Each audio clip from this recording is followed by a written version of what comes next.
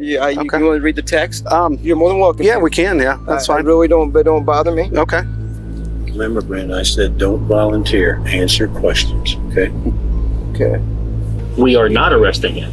Did you have anything else? One thing's for sure, all four of you has got me scared. All four of you. Hi, how are you? What's going on? She left? She left?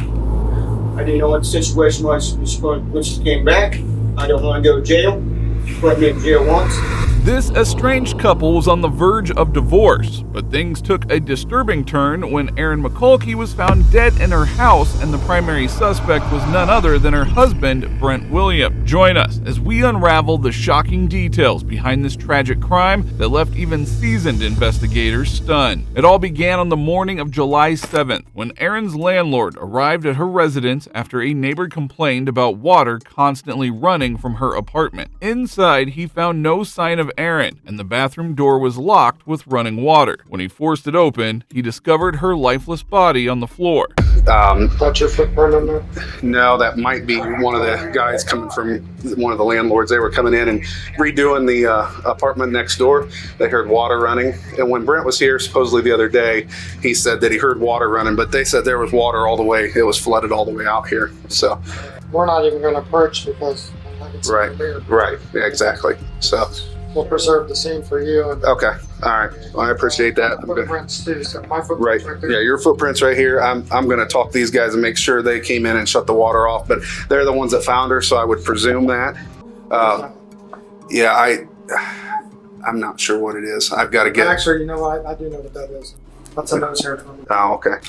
History of alcohol, alcoholism, and things like Usually that. we So, come in that. but I've got to investigate this as something beyond that because there has been domestic history and things like that. So The worst part about Erin's discovery was the fact that she had been dead for several days. And to make matters worse, her husband Brent had just gone inside the residence a couple of days ago. Brent was here, her ex-boyfriend or whatever was here a couple days ago. And Got your footprint on there? no, that might be one of the guys coming from one of the landlords. They were coming in and redoing the apartment next door. They heard water running. And when Brent was here, supposedly the other day, he said that he heard water running, but they said there was water all the way. It was flooded all the way out here. So, We're not even going to perch because it's right, right. Yeah, exactly. So, we'll preserve the scene for you. And okay. All right. Well, I appreciate that. footprints too. So my Right. footprints right there. Yeah, your footprints right here. I'm going to talk to these guys and make sure they came in and shut the water off, but they're the ones that found her, so I would presume that. Yeah, I'm not sure what it is. I've got to get. Actually, you know what? I do know what that is. That's a nose hair from me. Oh, okay. History of alcohol, alcoholism, and things like Usually that. we So, come in that. but I've got to investigate this as something beyond that because there has been domestic history and things like that. So, When officers couldn't reach Brent, they turned to his father, Richard Williams, for answers. At this stage, they suspected no foul play. Erin's body showed no stab wounds or visible injuries, leading them to believe that her death was accidental. let's just start, I guess, from the beginning. When was the last, prior to today, when was the last time you were actually in this apartment? Thursday. And was anyone with you when you went in? Brent and I went in there. Okay. And what happened on Thursday? Brent needed to get his checks, X3 checks, out of there because he didn't know what Erin was going to do. Okay. And he wanted me to come along because we're witness. Sure. Makes Don't sense. Go in. Yeah. We hear the shower running. Mhm. We think she's in the shower. He gets his checks. We leave. Okay. We come out here. We run into Gina standing right out here. And we said that we told him exactly what we done. We went in to get them checks and stuff. And he said, I talked to Erin the other day. Who was this that you were talking to? The guy that owns the place. Oh yeah. Okay. I gotcha. It is pretty chilling to realize that both Brent and Richard were inside the house and thought that Erin was taking a shower, all the while she was dead. But this case was far from simple, and investigators weren't about to let it go unquestioned. Earlier today, Brent went up and got some mail. And he said it had Erin's name on it. And he didn't want to bring it out here because he was afraid of trouble. Sure. Arguments. Sure. Yeah. So I said, well, just leave it there. I'll take it out. We're on our way up here. Sure. And he calls me. Okay. and said that he had to get in there. Okay. He told me about the water running, so he shut it off. Okay. Before you guys made entry, he shut the water off? Okay. So when I go in there, the bathroom door's closed. I beat him. I open it up, and I thought I seen her laying on the floor there through the glass door. Okay. And then Jim called, you got this. Did you actually walk into the bathroom? I did. You did? Okay. Okay. Richard also revealed a bizarre detail, claiming that just 5 days prior to Aaron's body was found, Brent had split with Aaron. Officers then spoke with Aaron's father, who had a very different perspective, linking her death to her struggle with alcohol addiction. Victim's father. Okay. Okay. Okay. Hi. Nice to meet you. I've known him for years from church and Okay. stuff like that. Okay. And, he was telling me that Aaron has had kind of struggled with alcohol, Yes. some seizures, Right. stuff like that. Is there? She was bipolar too? Bipolar. Schizophrenic? Yep. I remember her telling me that. As you know, I've been here I know many they've had times. issues We've going sure on it's and on. been Yeah, it's I been know, back and it's an forth. ongoing Yeah. thing. Yeah. That's why I haven't been here. I told them, wait, when you guys get your act together, then Sure. we'll start acting like a regular family. So, busting and fighting, I'm not getting involved. Right. Because there was one to get me in the middle of it. Sure. Yeah. Sure. Absolutely. And I know she'd had seizures on and off, but I didn't know that how bad they were lately. I mean, Sure. she'd been having something lately. I just talked to her 2 days ago. You did? Yeah. On the phone? On the Okay. phone, so. Do you have date and time? A date we I can. could look on my phone. Okay. Phone, yeah. Okay.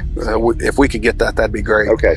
We're just trying to paint a picture as to how we got to where we're at right now. So. Right. I understand. Aaron's father believed that her alcohol addiction, along with the fact that she had stopped taking her pills, could be the reason she had a seizure while taking a shower. Despite this, officers pursued a full investigation. Then one day, they finally managed to speak with Brent, who was with his father, Richard. At this point in time, everything's, fine, and we're just here to talk and try to get this figured out, okay? Yes. So that's why we're here. Well, let's just start with when's the last time that you actually talked to Aaron? Sunday. Sunday? I moved out Sunday. You moved out on Sunday? Okay. Yeah. Was it kind of a heated argument or Nope. just Nope. she just said get your stuff and go? I And did. you just My dad came with me. okay. Got my clothes. Uh-huh. Pulled out. Okay. Went to Rivers and stayed that night. Okay. All right. And did she say anything to you when you left or nothing at all? No, I just said I was very quiet about it. My dad was with me. He'll vouch that I got my clothes, didn't say a word to her, Sure. and got out. Okay. Brent's chain of events matched with what his father described earlier. However, their suspicious behavior in the next few minutes took the investigation in an unexpected direction, completely altering the course of the case. Did you guys have any conversation Nope. after that? You hadn't talked to her at all since Text Sunday? her. Text her. Yeah, you Okay. can only read the text. Um, You're more than welcome. yeah, we can. Yeah, that's I fine. really don't bother me. Okay. Remember, Brent, I said don't volunteer. Answer questions, okay? Okay. Okay. One other thing that I would like to do, and here again, this is just to eliminate you from any wrongdoing, is I was wondering if you would be willing to give a voluntary DNA sample. For my swab. Swab. I'm Yeah. willing to do that. Yeah. Okay. All right. Perfectly. That's absolutely perfect. So I got a consent form here. I'll fill that out and then I'll have you sign it, and then we'll just get a swab from your cheeks and it'll be done. It's pretty simple. It's pretty. Yeah. If that's okay with Sounds you. like a plan. I might get calls. I might need calls from my parents. No, I understand. You're that. cool. He's okay with that. Yeah. I mean, that's why we asked. I mean, Okay. it's, you know. I mean, I'm not trying to hide anything. Yeah. I just don't want to give it out. Do you mind if I get pictures of those text messages?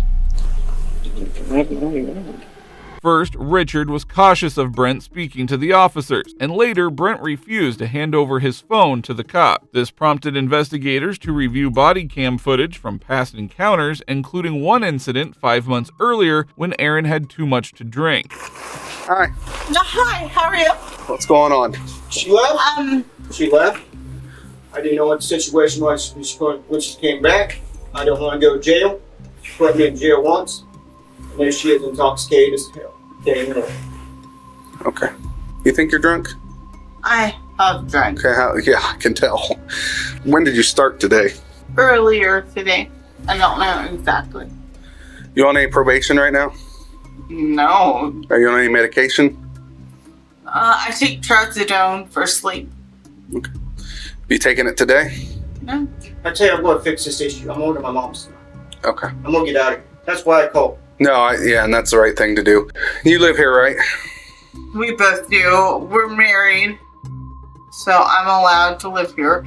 And he is, I would imagine. Mm-hmm. Yeah. Yeah, especially if my dad pays my rent. Yeah, there hasn't been any other than verbal argument. That's all. Been an argument. No, there hasn't even been an argument. We argue. Okay. We That's why you're argue. here. That's why Okay. you're here before something happens. Okay. Here we can see how there was plenty of differences between the couple, and this was just one of the plenty fights that they had over the years. Well, I can't I understand. I can't stay here all night I understand. and wait until. So what's the plan then? I'm gonna get my stuff. And I'm going out. Okay. Are you doing that now or? Yeah. Okay. Okay. All right. Well, I can stand by while you do that. Can you do me a favor? No, What's that? I know you're a busy guy and everything, but can you drive by here and listen up? Because last time I was up, there was a guy here, Okay. and I'm worried about Who my stuff. cares? And I'm worried about my stuff. Okay. If you and I are not being together ever again, leave me the hell alone. Have you filed for divorce yet? Yeah, I went to that. It turns out the couple had also filed for divorce. Since this encounter, they have had plenty of fights against each other, but they reunited every single time. With no solid leads pointing to a suspect, officers decided to visit Brent's home, hoping to retrieve his phone and uncover his final conversation with Aaron. How you doing? Oh, it's been horrible. I'm gonna get a robe on. I got my pajamas on. Hello. Hi. How are you? Super. Are you looking for Brent? Living the dream. We are. Is he here? No, he's in line. Okay. Is he? Okay. Okay. Is there any way you could get a hold of him or have him come back down here? Because I'd like to talk to him again, if that's okay, real quick. Well, yeah, but it's not going to be real quick. He's in line. No, I understand that. Why are you wanting to talk to him again? Right. There's just a few more things that we'd like to talk to him about from, Saturday night when we talked and whatnot. Okay, you got me on it. Okay. You got his mother on it. Okay. You better come across with something, buddy, because I'm thinking my son's going to jail, and you better straight help me out on this. And I'm damn serious.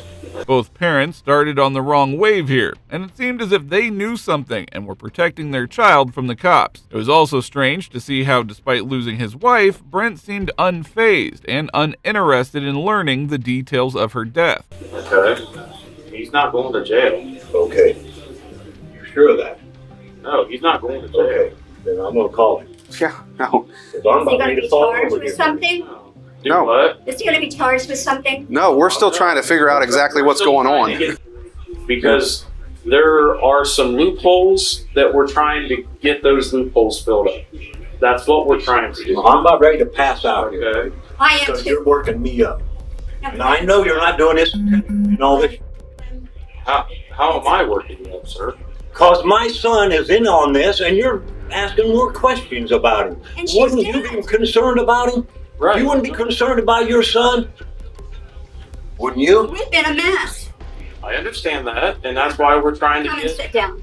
Richard's hostility grew even more evident, only making matters worse for himself and further irritating the officers. When I left down there the other day talking to you, I felt pretty good. Right. And then you come back and lay this on me. Well, and that fella right there told me the same, give me the same feeling. Right. Well, and when what I tried to explain is all we're trying to do now is, whenever you have a conversation with somebody, you go back and you think, oh gosh, I wish I would ask this question, or I wish I. You say that when you come in. Well, You were secretive, like I got to talk to him, and I understand that you got to talk to him, but you got to understand we're living through this. Sure, absolutely. Well, I understand You that. got children. No, I do not. Just fill in some gaps. We had some questions. You got pissing me off. No, I don't understand why you're upset. I do. You're acting like you're going to try and put my son in jail. That's what I'm thinking. Tell me if I'm wrong. You're not. You're wrong. I am not. I have no intention on putting your son in jail, but I'm scared to death you are. we have an obligation to figure out what took place as well. And there's a couple more questions that we have for him. And the reason we came here is because this is where he is living.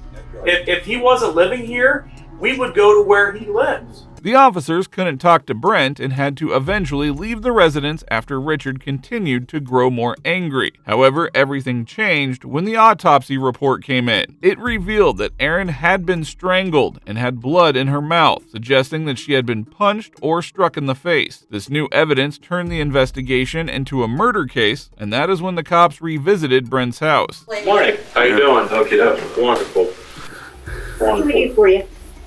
So how you doing this morning? Great. Wonderful. Wonderful. Is this being recorded? All conversations I have are recorded. Yeah. So, okay. Why weren't we told that? Because it's not an obligation to let you guys. No, we're not keeping anything from you guys. Okay. We're getting legal counsel. Here is William Klug. Okay. I'm calling him today. Okay. We don't. We've got his number. We don't need his Now, number. you didn't tell us this is it. I'm done. You're scaring us. Yeah, you're scaring us. When I saw his phone, I knew. Actually, I was checking the time. I was actually checking the time. So, I mean, no, that's fine. You know, this is how we do everything. You should have told us. Okay. We're not obligated to let you know. I mean, It's been nice if you would have said that to him. As expected, Brent's parents once again started to throw a tantrum. At this point, it appeared that the parents were aware of the troubling truth and were enablers of his crime. Being recorded always, the cruiser cam and everything else. We're getting legal counsel, all three of us. That's absolutely not a problem. Today. No problem. That's not a problem. You should have let us know that. Okay. No, you're not being fair. Okay. Well, that's fine. You're not being You fair. want to stay? I'm going to call Pete real quick. Yeah, that's fine. Okay. Why are you calling Pete? Hey, Yes, sir. Why are you calling Pete? Calling. Who you? I'm calling the other detective. Why? He's got some paperwork to give to Brent real quick. Okay. No, I'm not gonna fill it out with that legal. No. That's No, it's not about filling it out. not a problem. I'll be right back. You guys are not doing us fair. You're not treating us fair, but. I can't apologize for coming here at 9 at night. Yeah, but I you really said, can't. he said that this was not, he's not going to arrest my son. We are That not. could wait till today. We are not arresting him. Did you have anything else? One thing's for sure, all four of you has got me scared.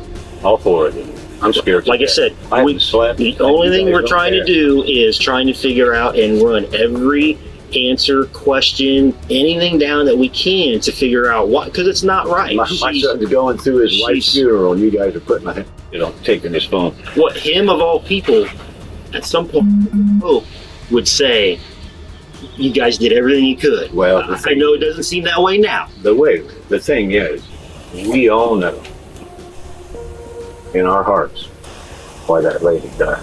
Why did she die? Because she did alcohol.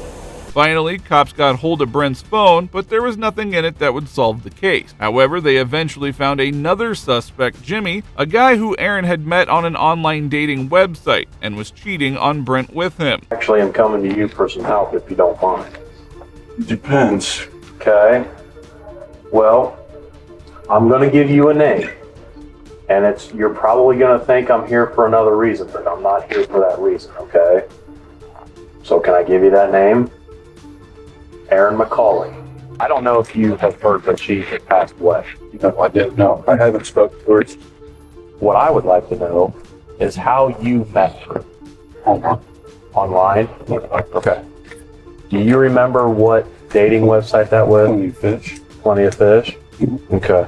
Jimmy's DNA was collected, but he was cleared as a suspect. He had no motive and had not been in contact with Erin since their brief affair. Just when the case seemed to hit a dead end, a new suspect emerged from the same dating app, Plenty of Fish. This time, it was a woman named Tiffany who had gone on a date with Brent. When officers spoke to her, they were left in shock. He wanted to meet up with me last weekend, and I kept telling him I had to work. Okay. Well, then he kept texting me and calling me, so I finally got back a hold of him. And then we were just texting. So we met yesterday over at Shawnee Reed Road. But he started talking about his wife dying. I'm like, okay, I thought maybe it happened, a while ago. But the more and more talking, so how long did it happen? Oh, it's not been 2 weeks yet. So my first reaction was, are you serious? I mean, if my husband died, and I'm a widow, I wouldn't be worried about being on these chat lines and doing this whatever. Hooking up with an online date just days after his wife's death was suspicious, but it still wasn't enough to make a solid case. However, what Tiffany revealed next completely stunned the officers and changed everything. But the way he said it was weird as hell. What did he say? We were just sitting there, and he was talking about, he's got to get this on in his life. I said, we don't have to rush this. Even though I wasn't trying to be, I was just talking to him. I said, we don't have to rush this. I said, because you need to grieve for your dead wife. I said, most people are. He goes, well, I was done, I already grieved. He goes, I didn't even care before she died. I've been okay with this. He's like, I'm ready to move on. And then he's all happy about getting a check in the mail for her death. The way he said it, he was like, weird. He said, well, I'm waiting for a check in the mail. I said, for what? And he said, life insurance. And I said, well, you took one? He's like, yeah, I took one out on her. He's like, I knew she was going to die. I said, well, Did he say how much? $25,000? With Tiffany's revelation, the officers finally uncovered the motive for murder. And if that wasn't bad enough, they discovered that Brent had taken out a life insurance policy just 5 weeks before Aaron's death. As a result, Brent was charged with Aaron's murder. Weeks later, his trial began. He waived his right to a jury, and the judge determined his fate. Brent was found guilty and sentenced to 15 years to life in prison. Now, while this case was already shocking, this next one is even more disturbing, as this wife murdered her husband to claim his $37 million lottery winning. I wish I was there. I wish I was with him every second of the day that day. I wish I watched every single, but I'm not his goddamn mom. Money can change people, but in this case it led to something truly sinister. Ina Knoyer had been living an ordinary life until she found out her long-term boyfriend was about to inherit over $30 million. I don't want her to sell it because we think she poisoned him. On September 3rd, 2023, Ina Knoyer and her boyfriend, Steve Riley, contacted 911 complaining about their aggressive neighbor, Chad. As the officers arrived, Ina welcomed them as Steve had gone out for a walk. Hey, how you doing? Hi. Sorry. You thought it was Chad? Yeah. Who was Chad out here? Trying to kick in everybody's door. Who was he out here busted on my light, and look at the garbage cans. Who was here? Who was he fighting with out here? My fiance. He went for a walk, cool down. Okay.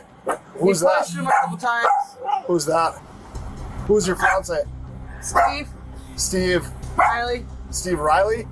Okay. What's your name? I'm Ina. Ina Knoyer. While the officers wanted to discuss the case in question, Ina seemed to have something else on her mind, and she kept steering the conversation towards that. He gets his inheritance this afternoon. That's why we're moving.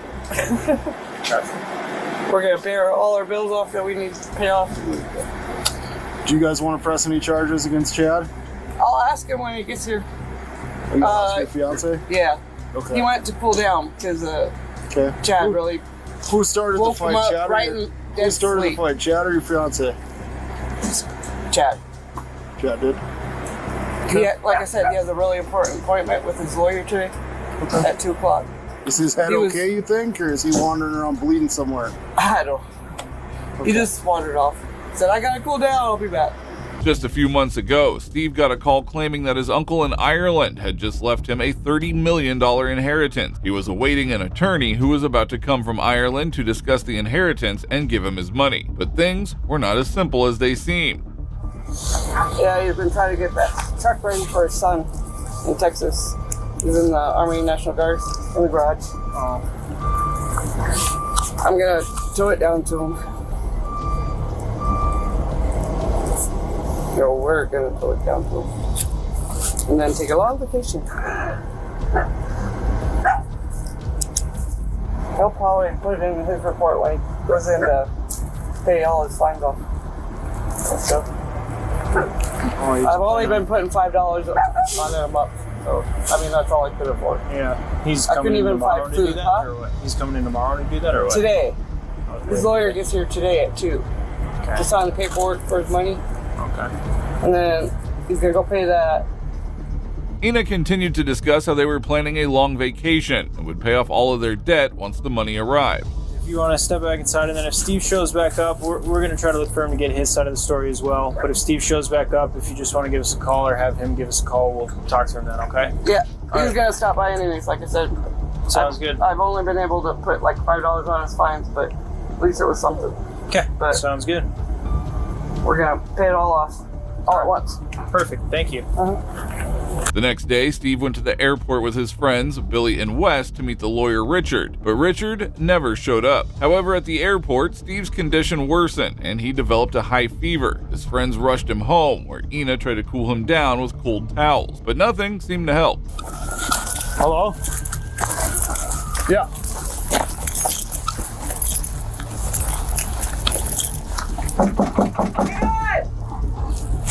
It's Officer Sullivan, Minot PD. Yeah, hang on. Gotta be cat. Cool. Go.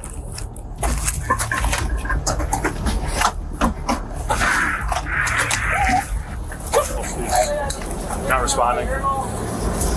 He's on the crack of the bed right there. She tried to sit him up and fell off the bed. The very next day, Steve was transported to a hospital, and as the officers arrived at the residence, Ina claimed that he had heat stroke, as he had spent the entire morning in his garage working on his truck before going to the airport. She also said he had consumed an entire crate of beer while working. Edward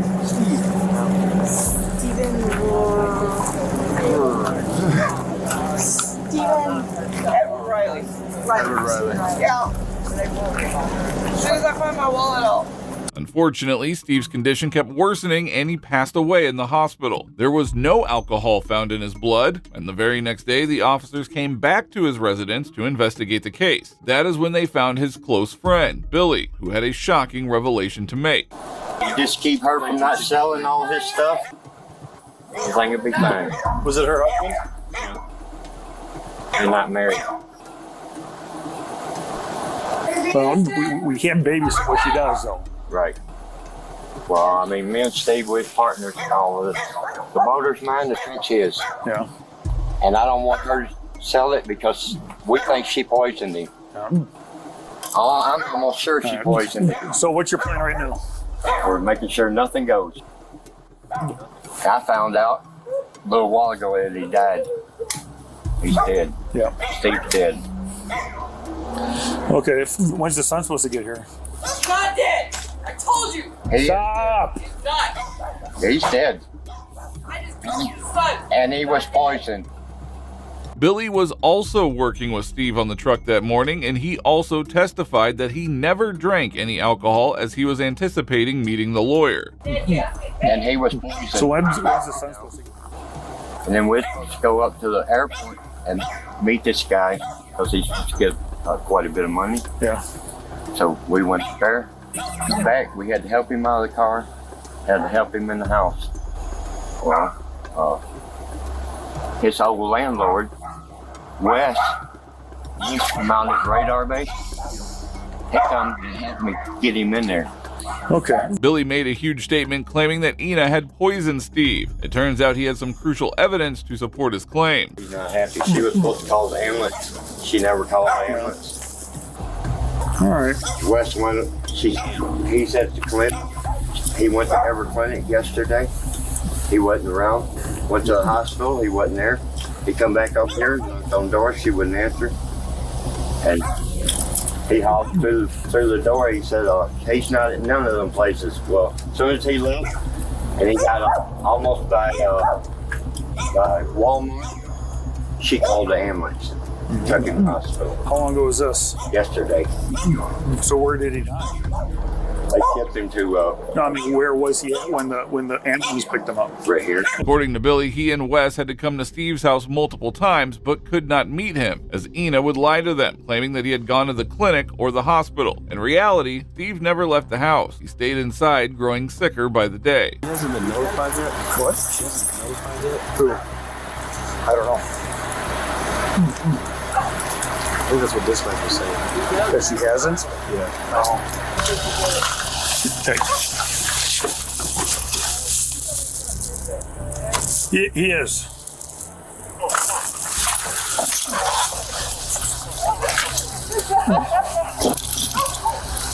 I thought everybody knew. I'm sorry.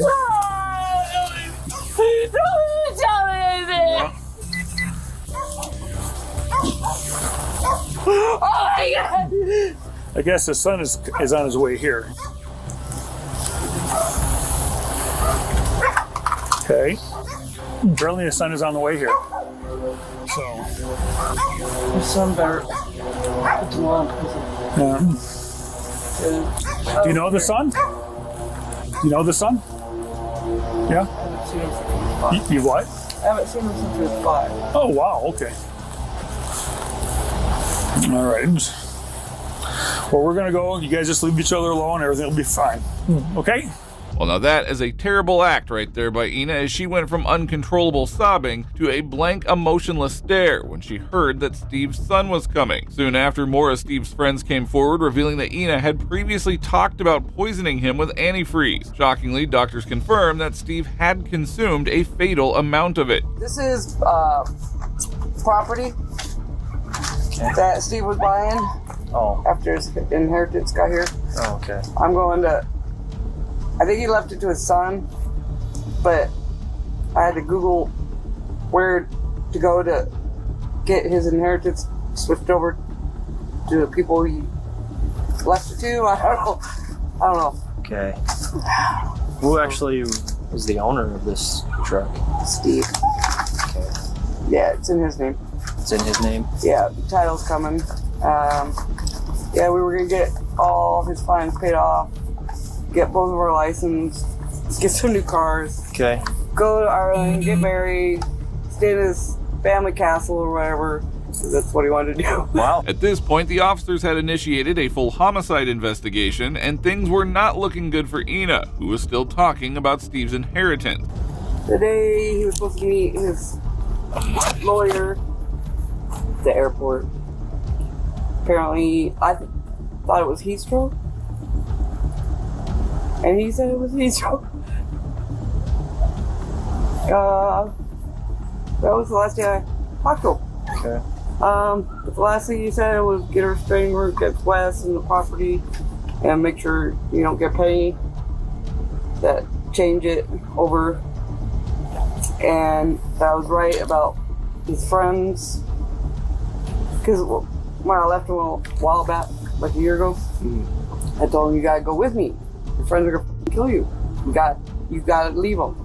Although she and Steve were never married, she considered herself his common-law wife and planned on splitting his inheritance with his son. I don't care if you're here, but get a real job and don't ever talk to them again, because they will kill you.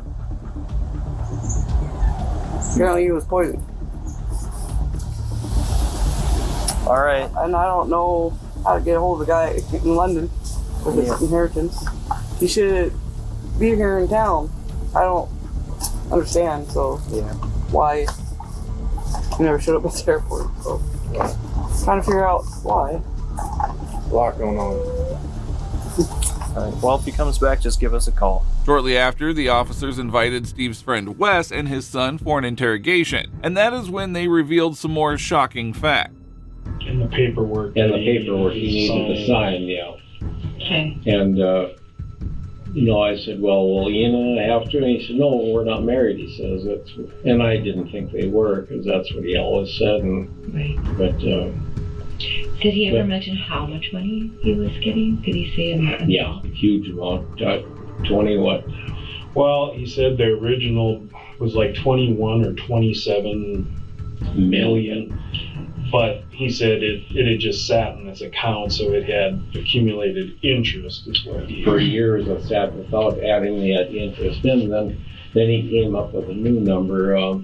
It went up by 3, 4, 5 million, maybe. No, it's either Link or Billy told me that when this first realized that she might be doing something, his phone disappeared.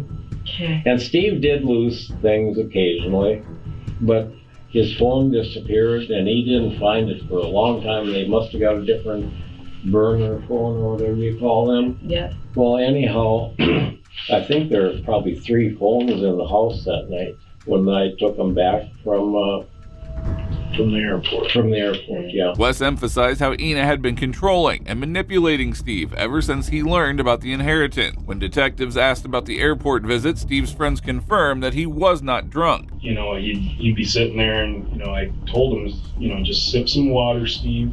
Okay. And he kept saying, God, I feel like I'm drunk, but he said I haven't drank anything all day. But she told me not too long ago that she's worked in the medical field for either 32 or 34 years. Well, when Steve got sick up at the airport. Okay. And So recently? yeah, the day he died, or the next day he died. Okay. And she said, well, I know what I'm doing. I worked as a nurse for 32 or 34 years, and I started adding, you know, to be a nurse, you got to be 4, 5, 6 years college at 20. So, and then you add 34 on to 26, which makes her older than she was, and she hasn't worked for a long time. So she wasn't telling the truth. By now, the motive behind Steve's murder and Ina's plan were becoming clear. As the interrogation continued, Wes kept exposing her. Knocked, and she didn't say anything right away. Then I knocked again. And, who is it? And I said, well, it's Wes, and she knew it. You know. She saw you. Yeah. And I said, is Steve there? No, he's at the walk-in clinic. Same thing again. And I said, Ina, I've been to the walk-in clinics. I've been to the hospital. He's not there. Where is he? And then she locked the door. Steve's friend Billy also claimed that he had planned to leave Ina when he received the inheritance. Did Steve ever talk about leaving Ina? All the time. Every day. Every day. Do you think she knew about that? She did. Oh, yeah.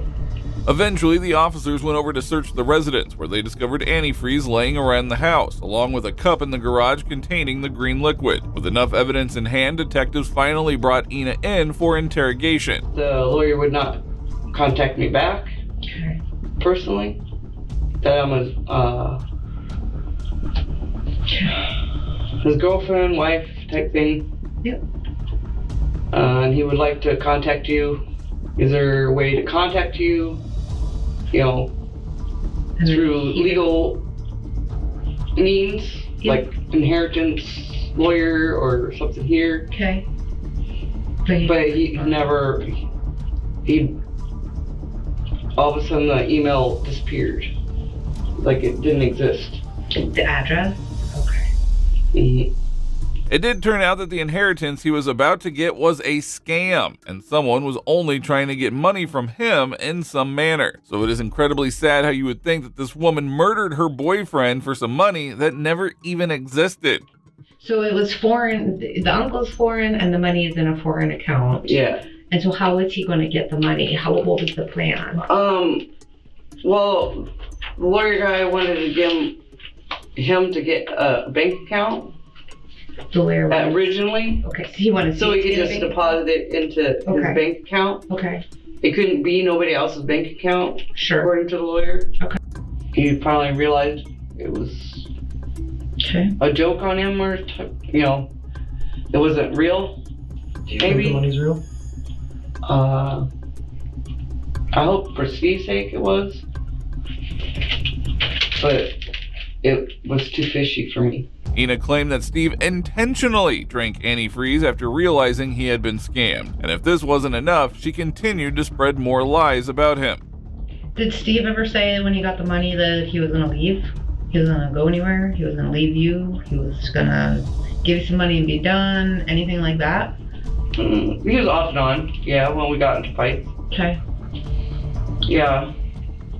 Was he going to make sure you got money? No. Okay.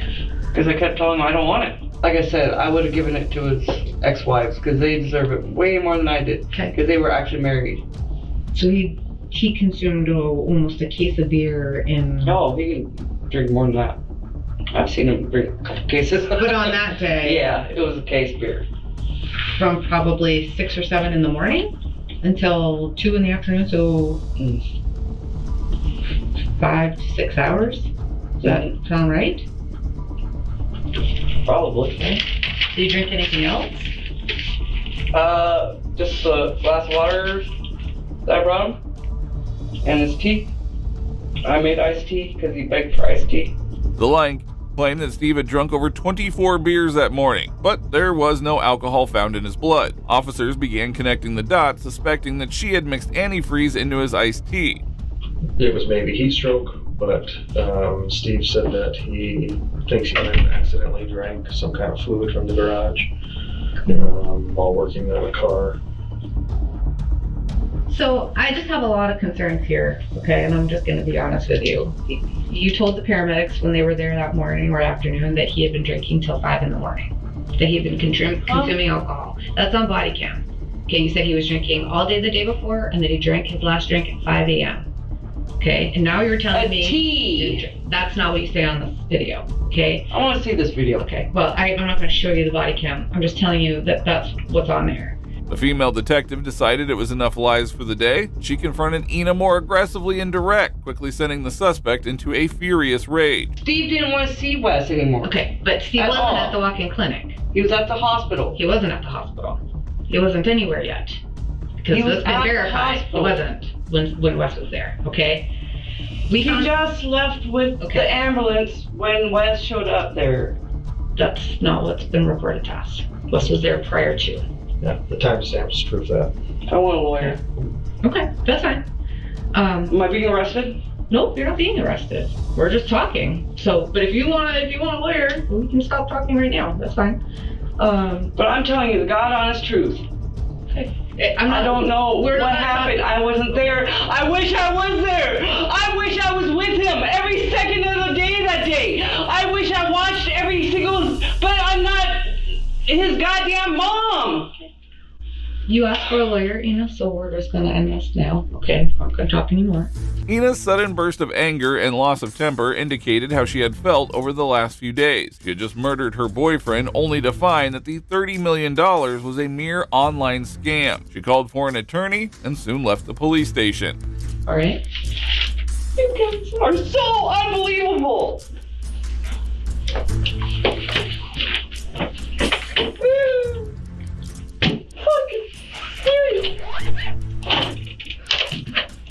However, this interrogation was enough to prove the truth, and she was charged with the murder of Steve Riley, and the officers went to arrest her. Please lock up my house. Yeah, we'll lock up the house for you. I'll give you the keys. But we'll lock the house up for you. Is there anything you need? Yes. Why me? It's all right. Huh?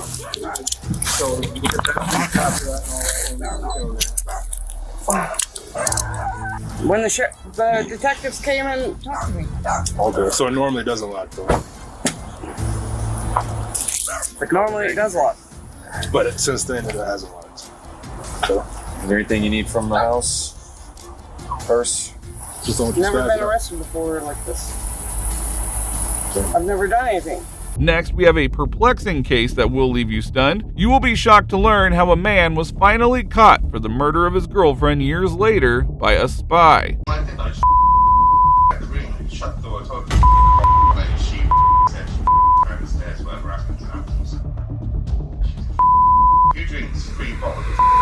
This man just confessed to murdering his girlfriend, but he has no idea that his best friend is an undercover cop secretly recording everything. Make sure to stick around until the end. In 2019, 37-year-old Darren Osmond dialed 999 and confessed to the operator that he was handing himself in. What led from here will only leave you shocked and petrified. Please. It's not an emergency, I just wrote to your colleague. I've handed myself in. Okay. I've tried to do it already today. Handing yourself for what? It's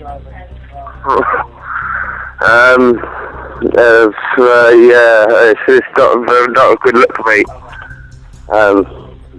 What do you mean it's not a good look for you? It's not a good look for me. It's basically, it's something that was, it's murder, mate. Pardon? It's murder. It's murder. So you've committed a murder. I haven't personally, but I know. Sort of. So you've committed a murder. I haven't, but sort of. Darren was drunk and had dialed the officers and confessed to a murder that he had committed in 2012. The murder of his girlfriend, Claire Holland, who had disappeared from a pub in Bristol in 2012. Holland was the mother of 4 children and also had a kid with Darren. There was no clue about her disappearance until this point, and this call would lead the cops to a wild hunt. Well, what do you mean, sort of? Well, I didn't do it. Okay, so why are you handing yourself in if you didn't do it? Because it was my f***ing ex. What, it was your ex that committed the murder? No. Look, I tried to hide myself into a police station early on. Yeah. And the place was it was banged up, it was shut, but they said the officers were on patrol. I knocked on the door. I tried. I've had enough of it all now. I just want the monkey off my back. Right, so how were you linked to the murder if it wasn't you? Because it was my ex. Yeah, what was your ex? You murdered your ex? Sort of. What's your ex called? Oh, God. Claire Holland. Claire Holland. After Claire's disappearance in 2012, her family protested tirelessly, and officers pursued every lead but were unable to find anything. They even questioned Darren at that point, but he had an alibi throughout the timeline proving that he was innocent. However, things were about to get different this time, as the truth was about to be revealed. Okay, and what happened to Claire? Well, I don't know exactly. I wasn't there. Okay, so what is it that you're needing to hand yourself in for? I have tried. Don't tell me I haven't tried. I'm trying too, but there's no...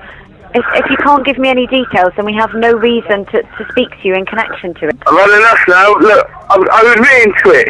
All right, well, I'm... Just put down that I did it. Darren? Darren? I just want to be safe. Shortly after, a couple of officers were dispatched to his location, and Darren's demeanor did not change. One thing was obvious, he was pretty drunk, but despite this, the cops proceeded to arrest him. Cool. Did they not tell you? No, not massively. Go on. Back. Surprise me. Surprise you? Back along 5, 6, 7 years ago. I don't even know when it was now. Yeah. My missus had my son taken off of us. Right. For social services. Yeah. So I did the wrong thing really, but I'm admitting to it now. What's her name? Claire Holland. Claire Holland. Okay. Did you know her date of birth? No. No. And when was that roughly? About 7 years ago, but 7 years ago. Where was it? in Bristol. In Bristol. Okay. I didn't do it. You didn't do it? I didn't do it. Okay. I had it arranged. Now you might wonder why he finally succumbed to his guilt and owned up to his crime. Well, this wasn't the case at all. He was just under the influence of alcohol. What's your first name? Daniel, is it? Darren. Darren Osmond. Darren, just relax a minute, mate. I've just had it up to my eyeballs, bud. I've had enough of ducking and diving and looking over my shoulder and all the rest of it. I've had enough. I just want to get it. Whatever's done's done. It's all in it. Whatever's done's done, and I can't turn back the clock. Just want to get it dealt with, innit? You haven't told us anything. You told us you said something over the phone. And something happened about 7 years ago, but you haven't said anything But you haven't said what? I had her killed. Right, okay. How? I gave some money to someone and they had it done. Okay. But I can't say any name, obviously no names or numbers or anything like that. The time is 04:26. I'm arresting you on suspicion of murder. Okay, you don't have to say anything that may harm you to mention, don't mention when questioned. Something to you later on in court, and then if you do say may be good evidence. Darren was taken to the police station and put in custody. However, later he denied any links to the murder, claiming that he was just drunk earlier. As the officers had no evidence against him, he was released, but the cops began investigating the case. That is when an undercover agent, Patty O'Hara, was sent to Darren's neighborhood. Somehow, both of them started talking, and Patty linked him to some working opportunities. Over time, they grew closer, often going on walks and having dinners together. One evening, while chatting about an Irish murder, Patty claimed that he had been involved in it. This prompted Darren to confess his crime, unaware that he was being secretly recorded. I got back from work and there was 3 empty bottles of wine in the kitchen, and I went upstairs. Obviously, she woke up whilst I came in, trying to make out she was doing something. So she picked up and was starting to try and come down the stairs towards me. where the baby. And so, I'm making him his milk. So I said, you don't need to take him downstairs to do that. Oh no, you can't take my... listen to me now, right? Mate, I was just, it was just like, I don't know, mate, it's fucking horrible to say, but it was like rugby. And if someone's got the ball and they're doing that, I just get my arm and I go in between here. You know, and it was the same thing, I just went like that. Was that, no chance, right, that's mine. Right? Same rugby, disappear, get out of my face. And she wouldn't, so like I said, I just at the room, shut the door, I told her to off, go make the milk and bring it back on there. Darren had just confessed on camera, but shockingly, this wasn't his first or even second confession. Over the years, he had admitted to the murder at least 5 times in different situations. This time, however, the consequences were about to escalate. And she said she downstairs, whatever happens. You drink 3 bottles of wine. Mate, I've done what I've done, and I've done what I did. I did what I did, done what I've done, whatever, innit? But you know, it's not something I bang on about. But even here, I'd be like that before I even speak a word. I mean, I sort of pretty much assumed that you sort of knew. So I knew that the geezer who ran the pub was going out to meet his missus that night. And then obviously I've got fucking aprons and bits and pieces to wear to do them sorts of jobs. It's all done, it was done and dusted. All the fucking clothes burnt outside, fucking everything's gone. Paddy had managed to get another confession out of Darren, but it was still unclear as to why he would commit the murder and where did he dispose of the body. It turned out that Darren blamed Claire for their child being placed in foster care instead of with family, as both parents were severe alcoholics. He saw her as the reason that he had been separated from his son since birth. You know, it is what it is. His son is his son. And as far as I'm concerned, I'm going to forget about it now.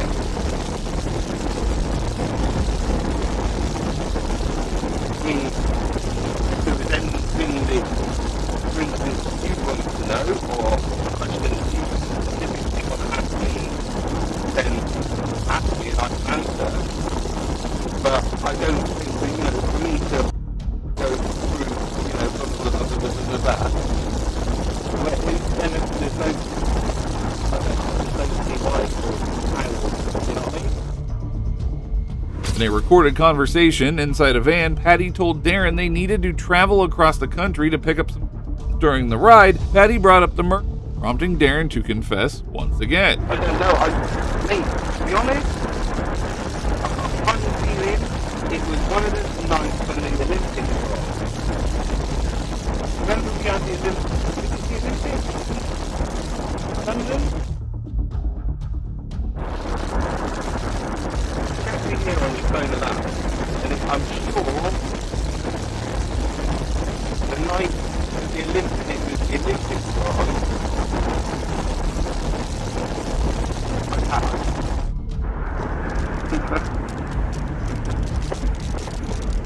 no, I put that in someone else's note box a long time.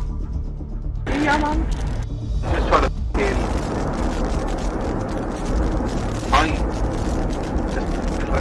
honestly, like I said, as far as I'm concerned, I don't think, and it, you know,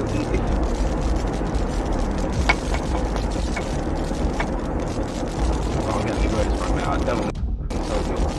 It's not that I don't want to talk to them, I just don't want to, I just want to forget about it. Days before Claire's murder, social services placed Darren's son with Claire's aunt instead of him. This decision deeply angered Darren and ultimately led to the tragic of Claire Holland. It's not that, so it's not like it's not telling, I just want to just forget about it. Because you know more than anybody knows, like Miles. You know, but not, I need to make sure I don't, because, you know what I mean, put it this way, like you.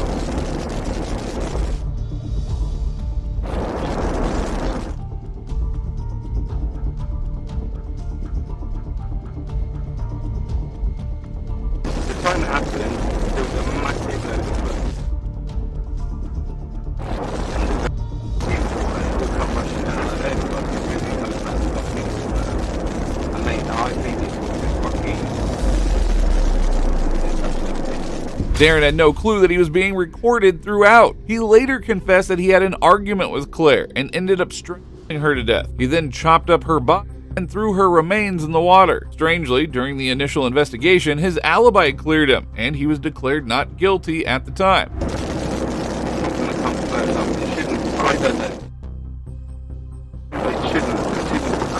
I don't know.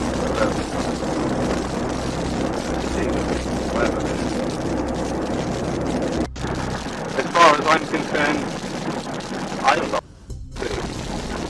at work. Finished work, I went home. I've got alibi all the way. I don't know, unless they fucking miracle, I don't understand how there's going to ever be.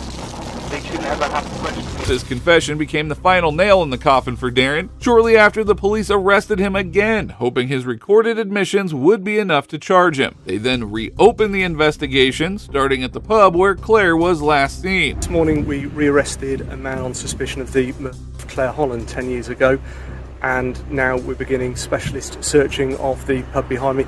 That searching we anticipate is going to last a few days. So your press release referred to new information that sparked the search. Could you give us any indication of what that might be, what that information might be? Yeah, so it is specific intelligence. I don't know that detail myself, but as you've seen, we've got forensic officers and specialist search officers that have begun arriving this afternoon, and it's difficult to tell exactly how long the search is going to take, but I think probably certainly today, tomorrow, maybe to the end of the week. You said rearrest. This is the same man that was arrested in 2019. Yeah, this is a person that we've already interviewed in connection with Claire's disappearance. That's back in custody again this morning. In 2022, Darren was finally brought to trial for the murder of Claire Holland. Throughout the proceedings, he and his defense claimed his confessions were the ramblings of a drunken fool. Despite his arguments, after weeks of testimony, the judge delivered the final verdict. I am to sentence you today for the murder of Claire Holland. For this grave offence, there is only one sentence prescribed by law, and that is imprisonment for life. That is the sentence that I shall impose upon you in due course. However, I'm required to determine the minimum period you should serve in prison before you are eligible to be considered for release on parole. It's most important that you and everyone concerned with this case should understand what in fact this means.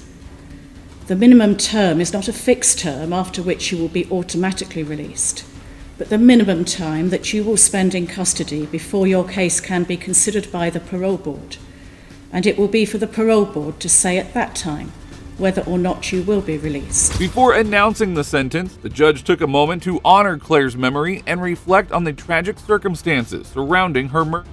Claire Holland was aged 32 years at the time of her death in June 2012. It is clear from the deeply moving impact statements that I have heard and read that she was a warm and vivacious person who was deeply loved. She had experienced difficulty in her early life, but by 2012 was, in the words of her mother, starting a new chapter in her life. She had a new flat, had re-engaged with her family, and was engaged on a programme to stop drinking. She was rightly proud of herself and the efforts that she was making. She had high hopes that she would in time be able to have her children to live with her, children whose contact visits she never missed, no matter how difficult her life was at times. The judge then turned to Darren, emphasizing that he would face the full consequences of his actions and would suffer the weight of justice for his crime. You must face the consequences of your actions in the punishment that I impose upon you today. I recognize that such punishment cannot bring her back, and those who love and cherish her must live forever with her loss. For 11 long years, no one except you knew what had happened to Claire. She went missing on the night of the 6th of June 2012, never contacting her family or her children again. There was an extensive police missing persons investigation which failed to find her. You were spoken to in the course of that investigation. You could and should have told the police what had happened. You could and should have admitted that you killed Claire. You did not. You left her family with the agony of not knowing where she was or what had happened. I accept the prosecution case, but you were haunted by it. And seeking to relieve the burden of what you did, you have made confessions over the years to 6 people in all. During the trial, it was revealed that Darren had a history of violence, including verbal altercations with his mother and regularly abusing Claire after drinking. This evidence further solidified his involvement in her murder. You were both drinking. But rather than care for and help Claire look after him, rather than addressing your own issues with alcohol and helping her to address hers, you were critical of and violent to her. I find you threw Claire down the stairs shortly after your son's birth. She was to tell social workers she was frightened of you. I accept her account given to them that you had strangled her in the past and that she feared you may kill her. This fits not just with your attitude to Claire, but with the evidence of your character that I heard during the trial. You are, in the words of your mother who gave evidence, a vile drunk. She was vulnerable. It was late at night and she had been drinking. When you confessed to others, Claire, you said to some that you strangled her, and to others that you paid for someone else to kill her. I am sure that you killed her yourself. Despite overwhelming evidence, Darren continued to deny responsibility for the murder and refused to reveal where he had hidden Claire's body. Finally, the judge announced the sentence, bringing closure to a case that had remained a mystery for over a decade. I urge you for once to stand up to what you have done in the very near future and to disclose what you did and where her body might be found so that she may be laid to rest. Taking into account all the aggravating and mitigating factors as exist, in my judgment, the minimum term I impose is one of 20 years imprisonment. Stand up. Darren Osmond, for the murder of Claire Holland, I sentence you to life imprisonment. You will serve a minimum term of 20 years, less the 503 days you have served on remand. Thereafter, it will be for the parole board to decide when, if ever, you should be released. If you are ever released, you will remain on license for the rest of your life. Darren was sentenced to 20 years in prison. Given his continued denial of the murder and refusal to disclose the location of Claire's body, it is highly unlikely that he will be released anytime soon. Well, that brings us to the end of this video. Today we witness a masterfully solved murder case thanks to the diligent work of the police and an undercover agent who earned Darren's trust before exposing his crime. Thankfully, the judge delivered justice, ensuring that this criminal was held accountable for his actions. If you agree, please support us by liking this video. Also, if you enjoyed this video, watch these moments where corrupt cops were caught on camera doing the unthinkable. Oh, gosh! You shot me.